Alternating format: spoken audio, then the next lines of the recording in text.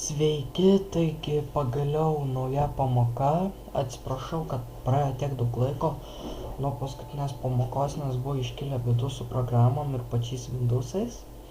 Taigi dabar radau programą, kuri tikrai veikia, tai ir sukursiu dabar naują pamoką. Šiandien aš kalbėsiu apie PHP funkciją while, kol. Pavyzdžiui, kol yra kažkas, įvyks tas. Taigi pradžiai pradedam su PHP kodu. Sukuriam ten kelis kintamuosius, pavyzdžiui, skaičius 1, kuris yra lygu 1, ir skaičius 2, kuris yra lygu 10. Taigi, ir tada pradedam.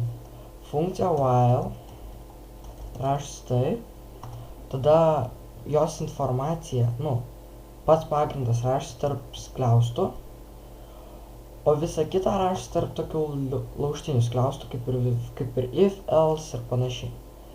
Taigi dabar darom taip. Kol skaičius 1 yra mažesnis arba lygus skaičiui 2,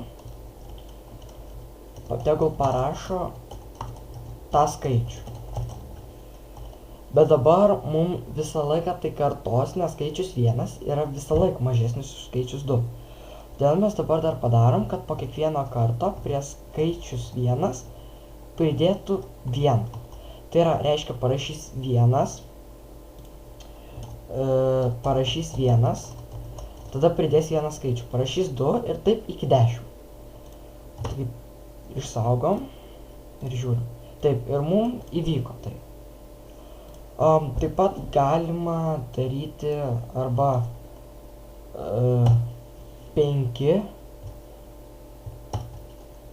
tada bus rašys nuo 5 iki 10. Ką čia dar galima apie šitą funkciją padaryti?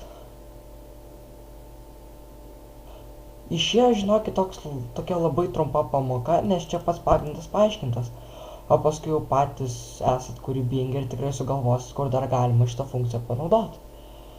Taigi, ačiū, kad žiūrėjote ir laukite kitos pamokos.